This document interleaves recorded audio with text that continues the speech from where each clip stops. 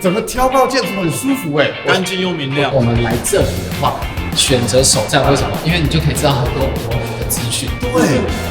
先来这里做功课啦。所有这边最好玩的、最好吃的，还有什么活动，这边一定资料最多。来的游客很多哎。对啊，所以大家都很懂，知道要来游客中心找资讯啊。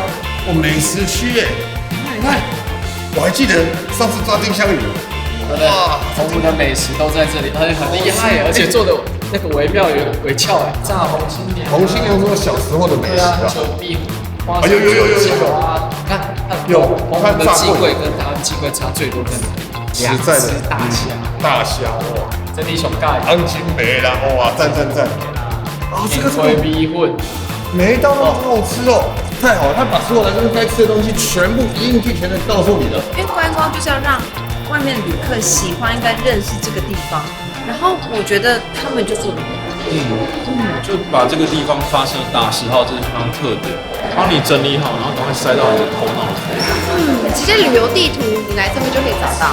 啊，来重点，澎湖现在最有名的是追风音乐节啦。哎，真的你不说，其实你不知道澎湖有这么多的那个节庆，这么多好玩。哎，我觉得我们一定要拨时间来参加啦。我们准备约巴黎他们把时间定下来，对。澎湖承载着我们满满的美好。对。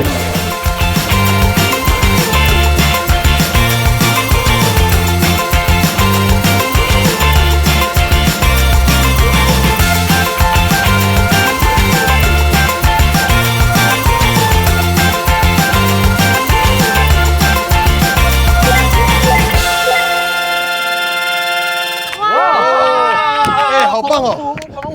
就是1年一定要来一次。我跟你讲，终于来到我心目中一直想来的地方，每次都看人家在这完美景点打卡，树状玄武园，今天换我们来了。因为这里啊是世界遗产的潜力点，它很有机会入选进去世界遗产里面，让全世界知道澎湖独一无二的地景。我们已经录了快200集，第一次来到这边，所以你要知道，澎湖应该还有很多类似这样子等待我们去开发。所以这次我也话机完，需要，因为很多在地的景点只有在地人行安来的才知道。没错，我们选在这个地点呢，应该相信它会从那个湖里面跑出来。对，湖中南水小花来了。哎，我也跟刚刚 Q 的不一样，我刚说我要潜水出来了，是。大家好，我是小花。这一看就知道是澎湖人的穿搭，在地。那这个皮肤的颜色，我跟你讲，就是因为台湾现在还不是联合国会员，不然其实澎湖的这个熊园早就应该是世界自然遗产。哦，我跟你讲，澎湖有广度、有深度、有生态、有人文、有地质，所以今天这一集呢，我要带你们来看独一无二的澎湖旅游亮。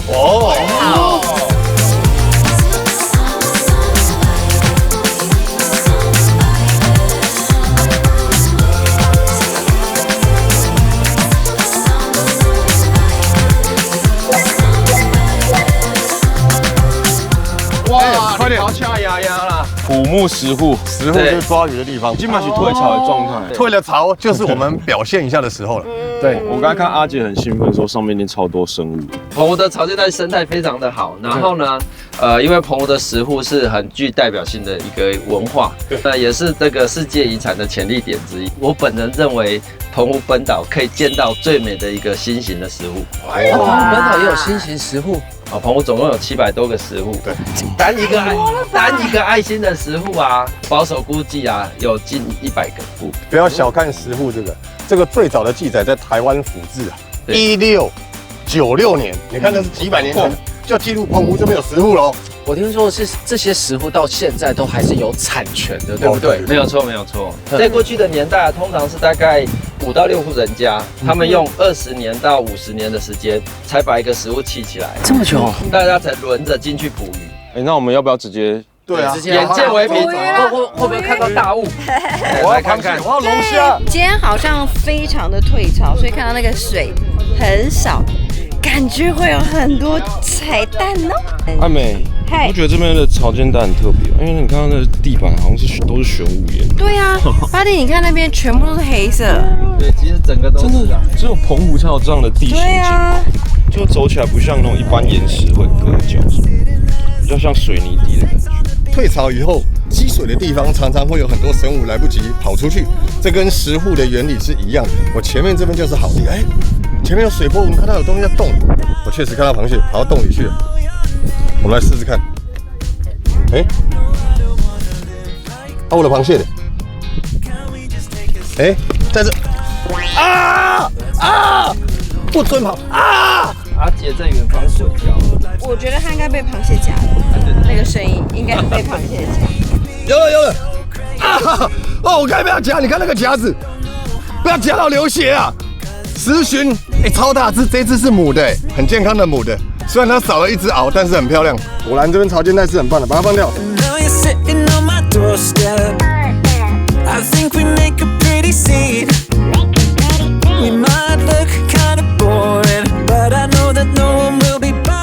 因为澎湖的潮差其实蛮大的，所以他们整个退潮的时候啊，潮间带会出现非常非常多很奇妙，然后又可爱的小生物，当然也有很多具有经济价值的一个渔获。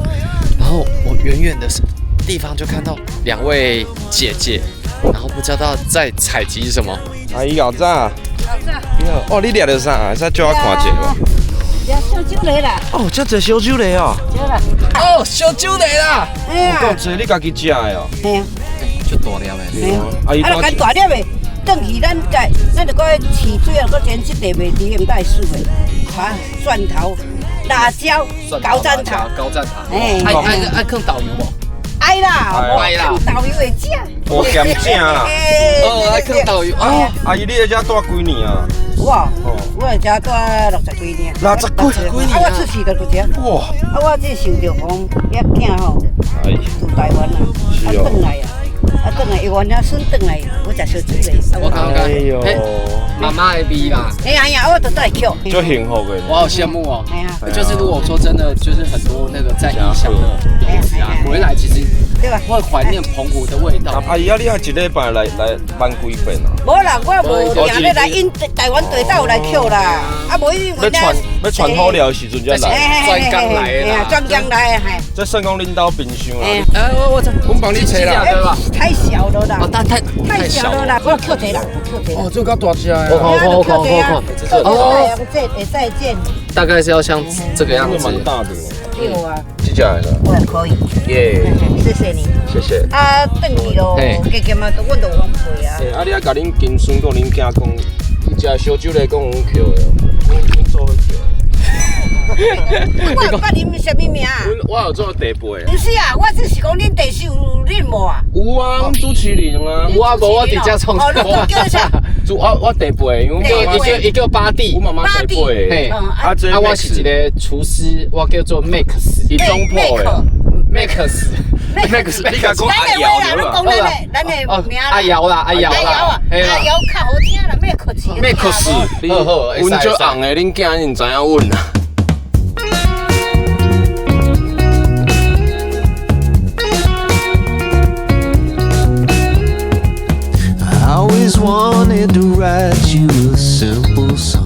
听说这个单心石斛非常的有名。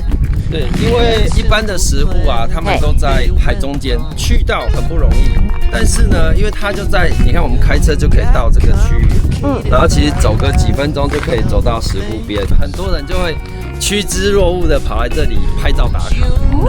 石斛最让人家觉得浪漫就是它心形嘛。对。那其实以前的先民没有那么的浪漫，他们弄那个形状不是因为觉得爱心很漂亮，而是这样形状捕鱼最方便。你从比较高的视角看它，看起来就像一个心形，所以赋予很多美丽的想象。我们走到那个爱心的里面去拍照。好的。艾美跟那个小花已经在那个爱心的地方了。快点等我！重点是这条爱之路它没有那么容易，你看，对，有没有一路，这样延伸绵延出去，而且这个都要靠人力下去搬哦。哇，真的不简单。而且我们走在这个石斛上面呢，满地的仙科啊，哇，密密麻麻的，好夸张哦，这个。所以也会把缝隙填起来，很像就是天然的水泥的那种感觉，然后让我们的石斛更加稳固。石斛这边整个是有阶梯可以走下去的，真的很佩服这些古人的智慧。以前那种年代，他们就知道利用这个涨退潮的方式，自然法则来捉鱼。我看到爱心了。现在这个潮水没什么鱼进来，对，但可能吓一跳。 12个小时之后，它可能就不一定，因为我去年我带小朋友来，我曾经看过满满的上万条的小鱼群，这样黑妈妈。对，那也有一次看到小海豚，也这么大只。然后他们进来都是一样，就因为潮水退了出不去，他们就在这里游。然后他就很紧张，怎么海龟困在里面？就别担心啦，12个小时之后，涨潮后有什么？涨潮之后，因为涨潮之后那个我们站在这边都是灭顶。满潮的时候，其实渔船是可以开进，开到这上面的。 Just love, isn't that enough?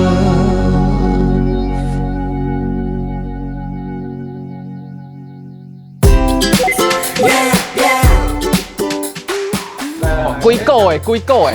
来这边一定要喝它的杏仁茶这一间的杏仁茶很有名，古色古香啊！一般的杏仁茶喝到都是化学的味道，对我个人非常讨厌杏仁。但是呢，它的杏仁我就 OK。我喝到它的杏仁茶，我才发现原来真的杏仁的味道。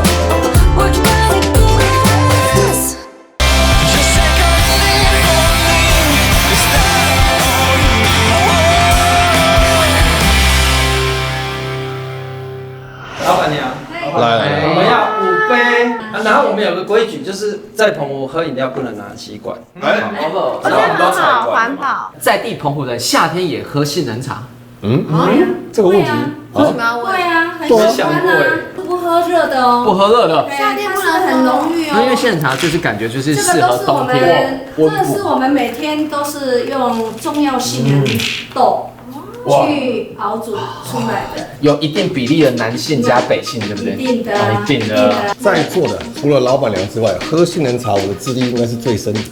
你知道杏仁喝下去一定要它的味道能从鼻腔出来，它这个味道到位。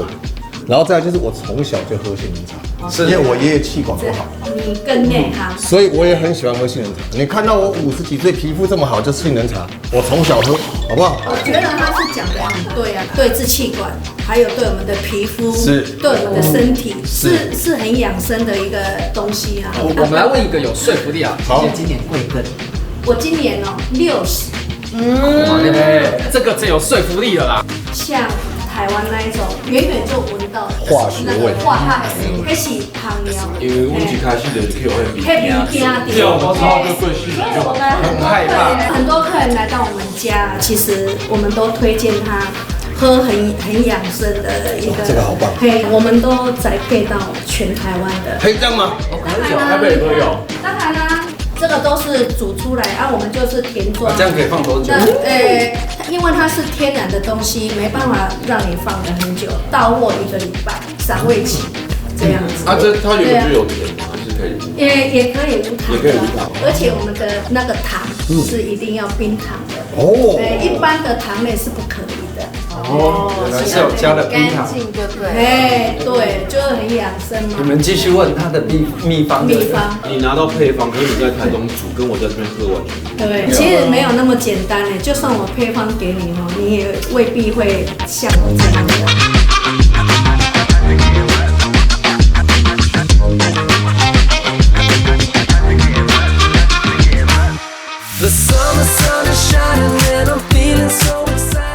这里有个国家3级古迹，后面这栋老宅，蛮厉害的，陈家古厝。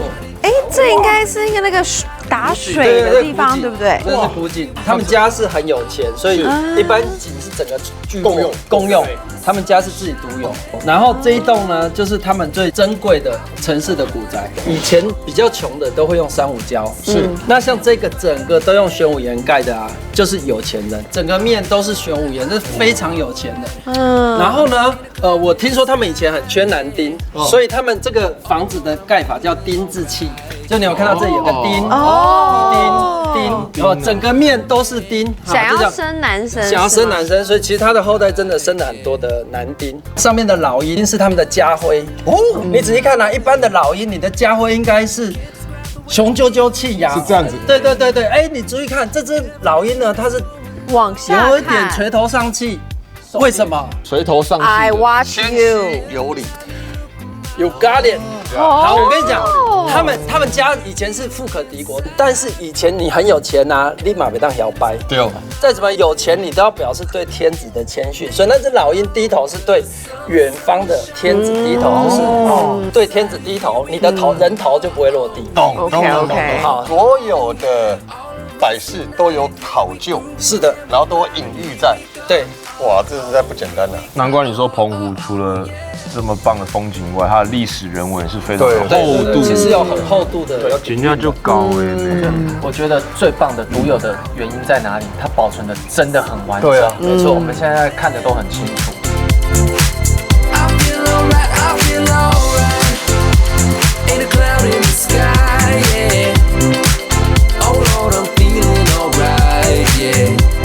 空气中有那个香香甜甜的味道，对，海味哦，烤出来海鲜的那，这个小馆糖小梗啊，你是淡的还是大的？拢有诶，我拢会讲。好，安尼我那个湿的小管5串，好，还要小根瓜，好，赞呢，还是蛮大一个，可以啊，可以啊，烤香香。好，所以在地的问法是大的啊淡的，湿的小管吃起来会有弹性，是，然后鲜甜。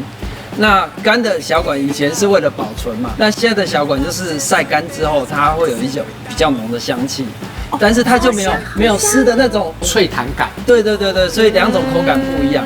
我是觉得2种都超好吃。那一般来说来就是一次都点2种。我不知道，如果没吃过，是强烈推荐2种都要试。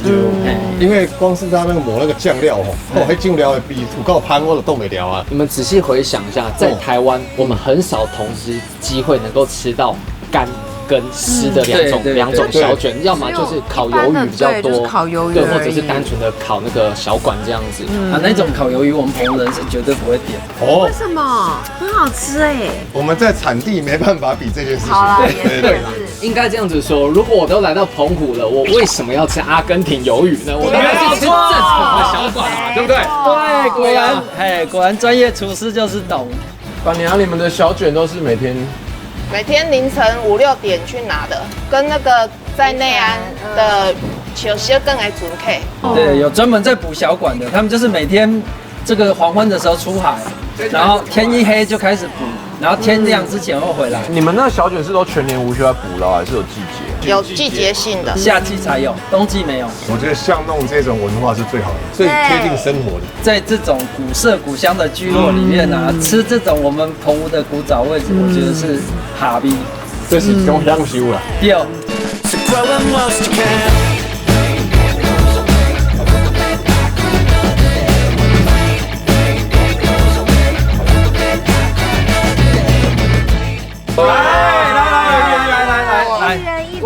来，你们先吃这个湿的，就是新鲜的黑老的，不能吃会爆浆，要整只吞进去。它肚子里面有那个，它里面有那个很鲜甜的，要滚咕咕，对，要整只吃。要一整只吃，滚咕咕，超香，这好软 Q， 然后又很弹。这真的是新鲜的代名词啊！这个我吃那么多年，从小吃到大。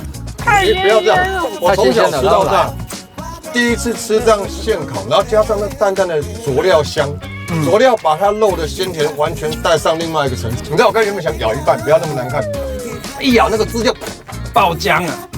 我跟你讲，因为新鲜的小管它有很浓的那个鲜甜的味道。阿根廷鱿鱼那种，其实它已经在国外已经风干回来再发泡，所以它最好那个最鲜甜的那个味道都不见。我觉得老板烤得很好，而且他把那个湿度都锁在里面。对，真的日本在吃，它其实会连整个内脏一起吃，包含末囊、包含内脏，它都是那个氨基酸，也就是鲜美的来源，所以你一口吃刚好整个爆开。你吃到最好吃那个甜味最浓的其实是末囊。对。这么爱，他也想要吃。好，来，超脏了，来，猫村，这味道太香了，连猫都来了。这个干的啊，我跟你讲这个要用湿的。对哦，光是烤而已，什么都没放，那个香味，难怪我们看远远的就闻到这个味道。越嚼越香。它海味的甜度其实相当的明显，它的甜度会随着你的咀嚼跟你的唾液慢慢混合，越来越甜。然后越来越鲜，这个味道太厉害了。我刚开始觉得好像跟老板点2只好像太少。他刚开始我觉得这一个人可以吃2只。一直在我耳边念说你2只点太少，真的哎。澎湖独一无二的旅游亮点，光是这一点，我跟你讲，全世界的人弄冻美寮，冻美寮，有没有要追加？我去喊。可以耶，我要熟的，要熟的，我喜欢湿湿的，要吃的。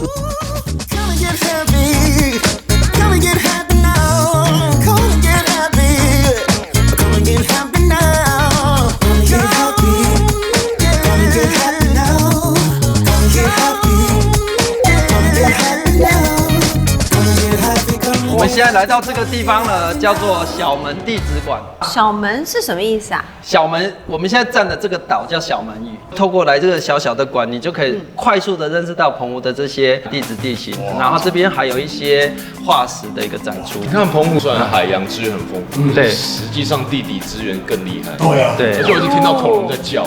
哎，你有恐龙？还有来去看看。走。小花，这是鬼屋。这个气氛有点诡异，对不对？但是你看，有很多的化石标本。OK。哎，怎么有狗这样子？那个不是狗叫哦，狗啊，什么龙啊？那个是恐龙的叫声。哦，它会突然动啊？我觉得会哦。这是侏罗纪。哎，它不会动吗？对，没有声音。也都做的跟真的一样。哎，但是我还是很怕，突然某个开关它就会动。后面那一啊，有在动的。有。哦，那好可爱！哎，他头转过来了。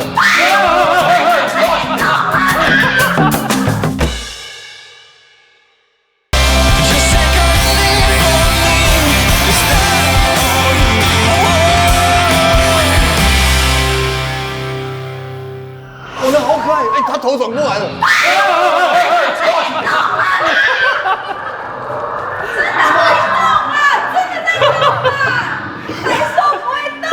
地质馆搞得跟恐怖馆一样。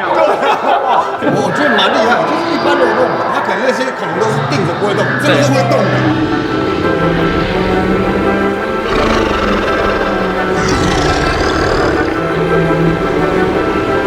这些恐龙是让这个馆更有趣，但是其实这个馆比较值得看的是关于澎湖的这些地质地形，还有海沟动物群。哇，我们来这边看看。哇，这好多标本哦。最厉害的就是这一柜，这一边看到的就是澎湖的海沟动物群。他们住在海沟里面。渔民在澎湖海沟这附近作业的时候，常常捞到各种化石。一开始以为是垃圾石头乱丢，后来发现不对，这里面呢有水牛，有鹿，有熊，有猪，还有长毛象。对，这个长毛象在其他地方都没有发现，所以它就被定出来是澎湖特有的，叫澎湖象。那这边就都是这些动物的标本。这一柜啊，是我本人就是捐给他们，这一柜是我的收藏，所以我给你们看一下我们的这个。哎，你确定这可以打开吗？可以打开。不行啊，因为我是收藏者。哦，收藏者啊。对，这个是四不像鹿，这是它的鹿角的化石。可以看一下，这一个大概在1万到4万年前的一个生物。天哪！好重哦！你们怎么那么重？因为它是化石，我刚才拿到还以为是金属，你知道吗？它在经过这么久，它的那个物质被替换掉了，所以它其实不像鹿角那么轻，化石的质地非常高。对，它的结构比较扎实。那我可以看这个吗？这好大，这一圈是什么？这个厉害了，它是澎湖象胸椎化石，它的胸椎跟人的髋骨一样大。哇！这只象的大小，你去想，一节胸椎这么大，胸椎就是我们胸椎，对，我们背后这个东西，真的跟石头一样重。对啊，当初为什么会找到这个啊？常年有在做收藏。那当我听到渔民唠叨了，我就赶紧冲上船，然后附上小朋友。我希望我的收藏可以被更多人看见，所以我就无偿捐给他们来这边做展出。哇！太棒了！这个很珍惜。这个没有讲，大家不知道，其实这边有很珍贵的这些生物。因为我们录了外景，录了快200集，我们大吃一惊。I like it better when we're all alone. Yeah, baby, I know, baby, I know, baby, I know it. And baby, can I show you? Yeah. 我觉得我们2个行程就是要走那个老人家比较不会走，翘翘的时尚完美行程。我们来的这三仙塔这个地方啊，是视野非常的好，它有那个小希腊的筑城。哎，从这里就看得出来。啊，一望无际。哎，常常有听到，然后来澎湖，大家也都会说，但真的没有走过来仔细看过。对，你看我们来澎湖好几次，也都没有来过这里，到处是旅游亮点的。哎，我起鸡皮疙瘩，好美哦！哇，真的不会像在台湾的感觉。房子都很整齐。对，哎，很特别，我不知道台湾有这种地方哎。因为我们在澎湖的最西边啊，所以其实看出去几乎都是无敌海景啊，真的有一秒到国外的感觉。我那个太阳太烈了啦！哎，这样会晒黑，不行。对，我忘记我们要好好的防晒了。我脖子，哎呦！我跟你说这个很强哦，嘿，它是我专用的扫黑保镖。我们真的长跑外景，我们真的要好好做防晒。需要，因为我们就是喜欢大自然环境的人，所以它这个也都是非常安全无毒，然后也是对海洋很友善。哇，那很重要哎。它这个还有法国的专利美白成分在里面，就是海百合萃取液，然后还有另外一个50%的米发酵萃取液。你不只是防晒，它还会帮你美白。我们这种出外景的人一定要50%以上，而且它有抗 UVA 跟 UVB， 通通要，而且加它是4个加 ，SPF 50加。哇，你会觉得肌肤擦上去也是那种清凉透气，水感很舒服的感觉。就像你刚才讲，它有亮白，所以你看起来擦起来白白亮亮。所以我这2天都看你脸的气色超好。对呀，就是脸会发光，防晒加保养，然后又自然环境友善的。原来就是这支你给紧提出来的那快点全脱，我手拢怕那冷色啊啦，哎呦！快涂好涂满，擦起来，然后我们就可以去更多的地方玩，那一样美美的。没错，不怕晒了。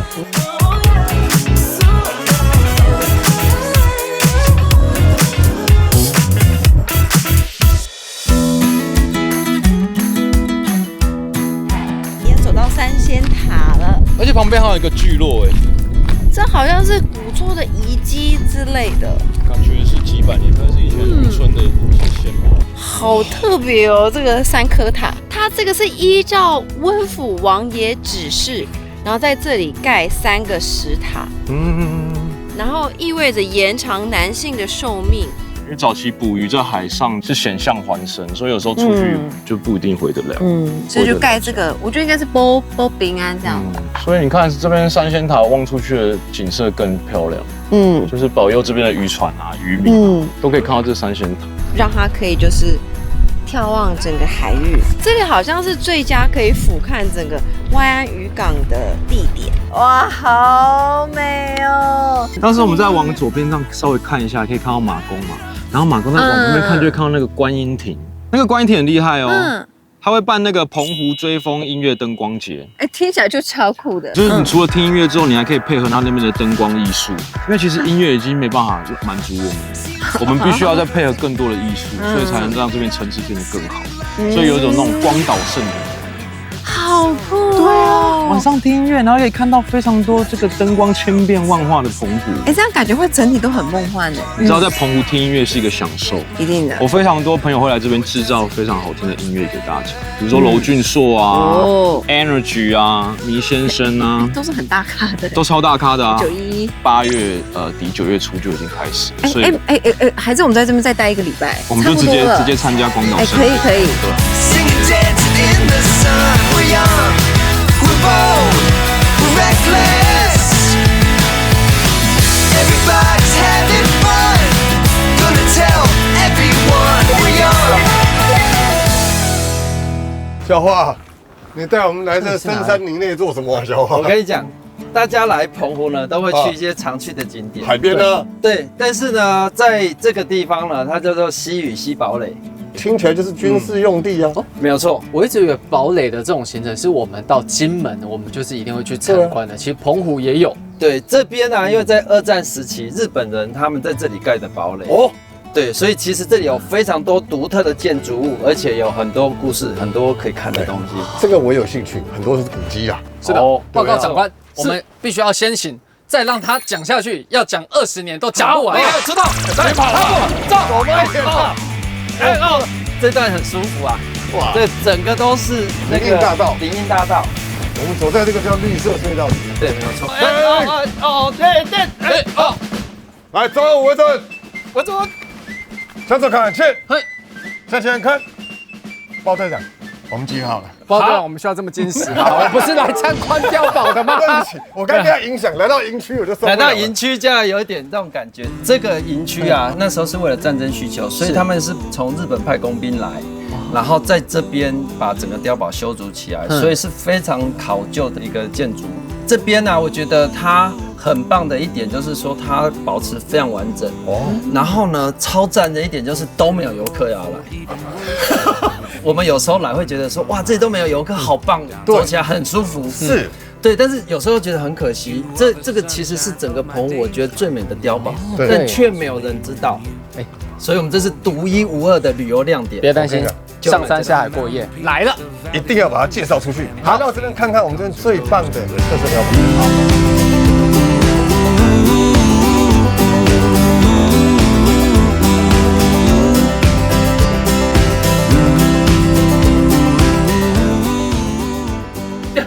掉了一只蛇，从上面掉下来了。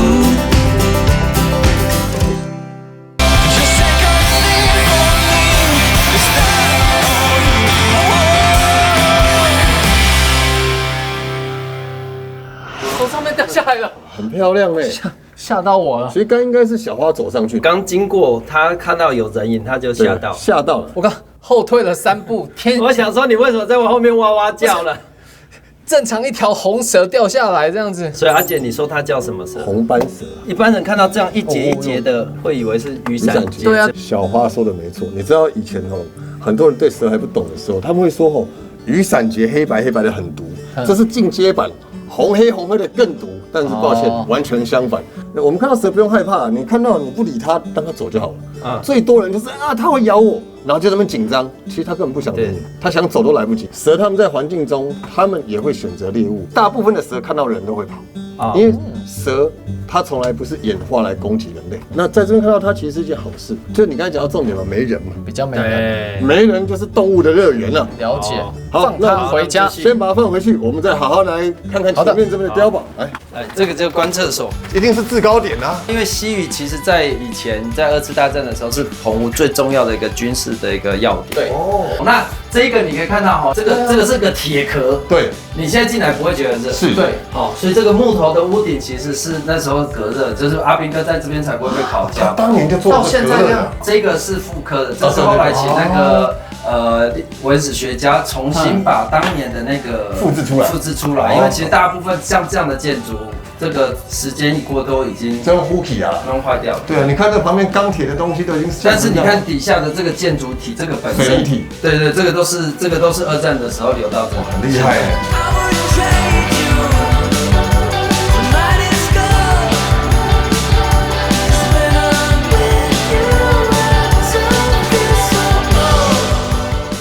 这看起来是一个浩大的工事啊！这是一个我觉得很厉害的地方，洞窟式弹药库，我们在地人俗称它铜墙铁壁。哦，那代表它的墙一定很厚。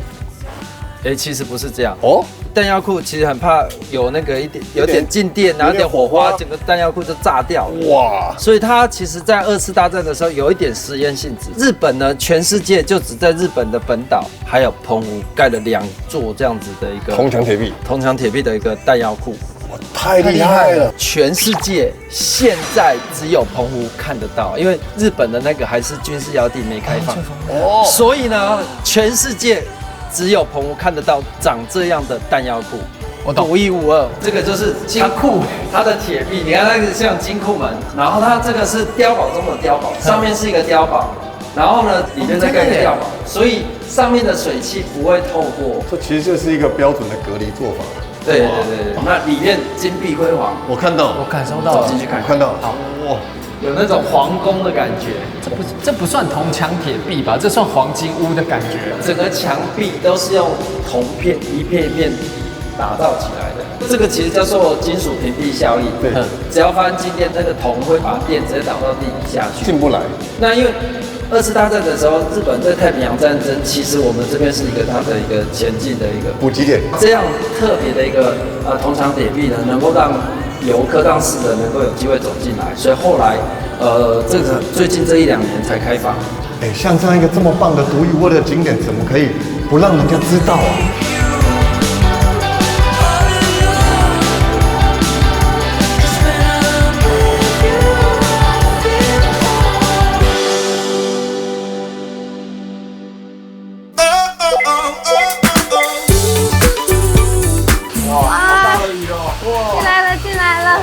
还好，他把我们送过来了。对，谢谢，好带。还好没有淋湿。你好，那你们今天有几位？我们今天4位，4位。我们还有剧组人员人很多。还有没有那个单子可以给我们看的？有，我们有我们的 DM。哇，车子也太多了吧！我们汽车有大大小小有100台。澎湖本岛吗？对，100台。对，应该是澎湖最大家的吧？不，我不敢这样说。各种车型，你要轿车、修理车，我们台湾今年我有经营皮卡，皮卡以后你们来的时候提早跟我讲，我一定会用皮卡回来给你们。对，因为后面比较大，让客人方便。对，适合我们的节目对啊那个样子。然后这边我的车都有年龄，每台车都很清楚，就不怕租到那种不好的。租到不好的。我刚才有看到它有假租乙还的，你可以机场租码头还。对。因为在台湾，我之前有租过车，它假租乙还，你要提前1个礼拜以上预约，而且常常约不到，还要再加钱。对，我这边不用。我真的觉得很方便。他从机场把我们直接接过来这边，行李也都是帮我先送到。对呀，这太棒了。客人不用担心说行李的问题。2个人来，你可能只是想要租摩托车，可是我有2卡大行李，是，所以就很麻烦。哇，所以他一开始就有帮我把我的行李送到民宿这个服务，我觉得超级贴心。对啊，让我从头玩到尾耶。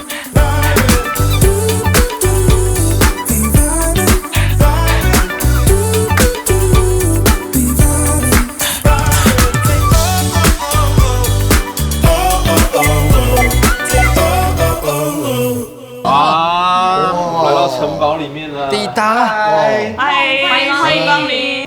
一进来他们就有一个就是地图啊，好像来这边就可以得到很多资讯。对，有。这间就是那个小花，她有跟我说，在地人击推，相当有口碑的民宿。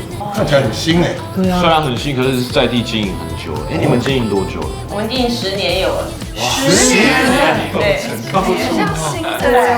你们城堡是那种有欧式建筑的感觉。其实没有想那么多，只是当初爸爸想说要建给4个女儿的城堡。本来，但是我们有一个故事，就是本来以为当公主，没想到做着就变工人了。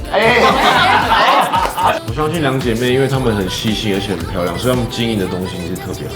所以我们来看一下你的房间。去看看，来，王子请进。哇，可以吧？有没有？哇，这房间也太大了吧！我有点吓到。放10个，可能行李箱都不会打架。对啊，这空间实在太舒服了。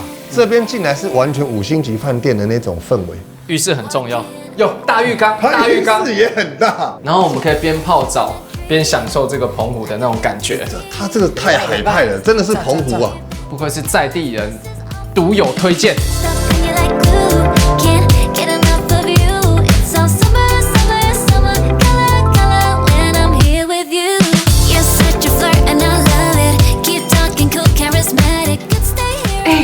哇，这太大了吧？这是体育场吧？超大一间的啊！你看，当初是他爸爸买给他们4个姐妹的，所以真的布置起来就是很有那种缤纷梦幻的感觉。公主就会喜欢有这种东西。而且我们这间刚好就有浴缸，哇！看一下哦。这个干湿分离。这是温水温泉吧？哇！这一整个游泳池了吧？这太大了吧？很舒服哎，太扯了吧？很少看到这么大间的民宿。大，我觉得这是来澎湖的好处。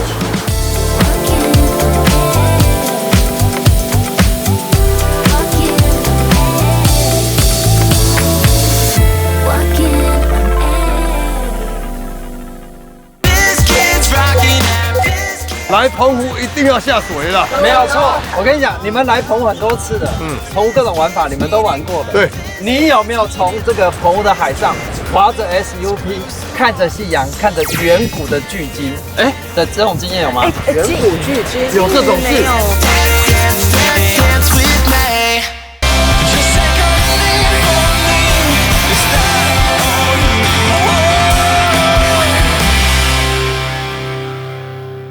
你有没有从这个澎湖的海上划着 SUP， 看着夕阳，看着远古的巨鲸，的这种经验有吗？远古巨鲸有这种事？夕阳有，但巨鲸好像没有。所以今天呢，我带各位来这里呢，我邀请到我在地一个很专业的好朋友，请他带你们出去。好，强人推荐，有请季轰教练。嗨，你好，你好。东北季轰。等一下，我们就要划着我们的 sub 去找海上的巨鲸。好，对，而且今天是最适合的潮汐，因为我们可以离那条金鱼是最近的时间，就刚好选在今天。有金鱼，我有，而且我们划船追得到它哦。可以，一定看得到吗？一定看得到，太期待了。教练，这条巨鲸我们大概要划多久才看得到？大概要聚精会神的划个40分钟。40分钟是吧？也没有很近哎。对，你在看澎湖的金鱼啊？没看过哦。对，我要看。好。可以，没问题。来看。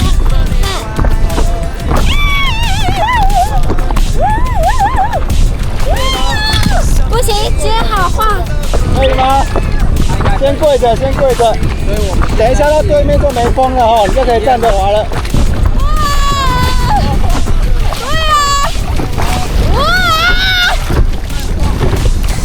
跪着。等一下，对了，有点跟我想象中的有一点不一样，有点惊涛骇浪的感觉了啊！看金鱼没有大家想象中的这么容易啊！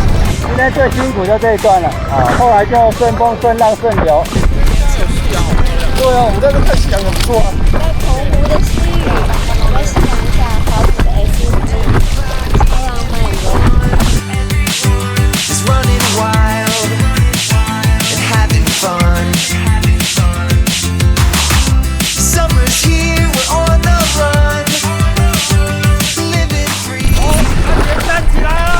哦，这浪比较小，站起来稳很多。站起来啦！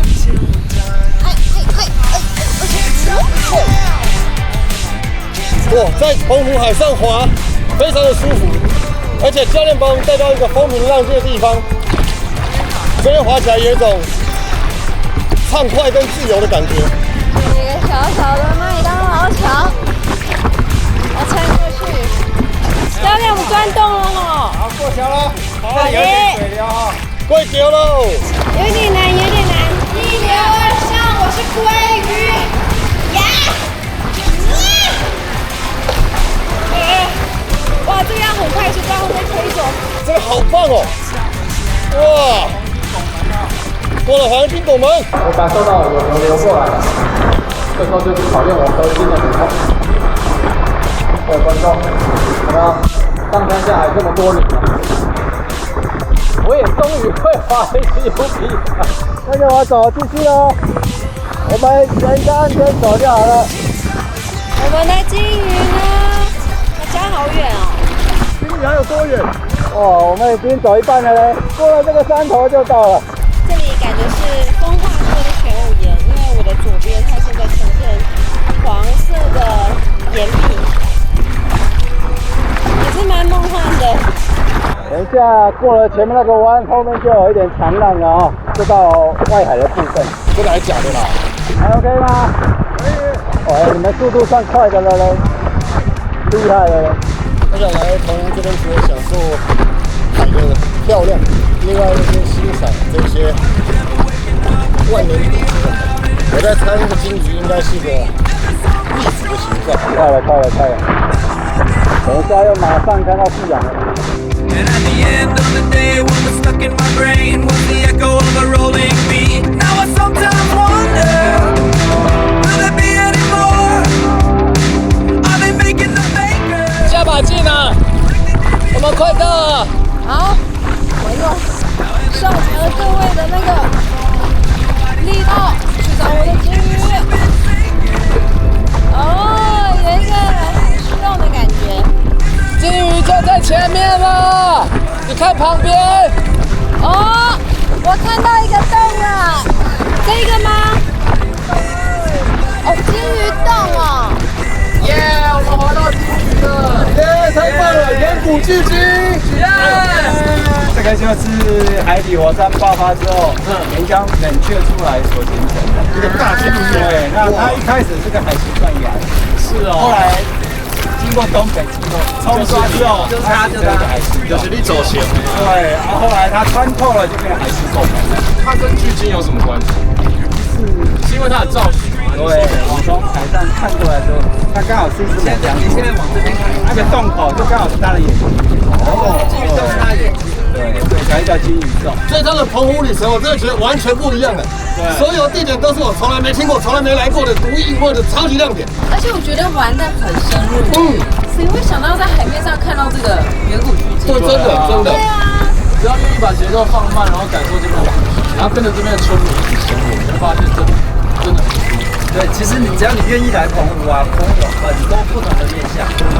不止这样子，如果你喜欢美食的话，更是不得了。澎湖有亮点，到处都有点。好，讲得好，好久没有这样子做 ending 了，对不对？好，上山下海过一夜。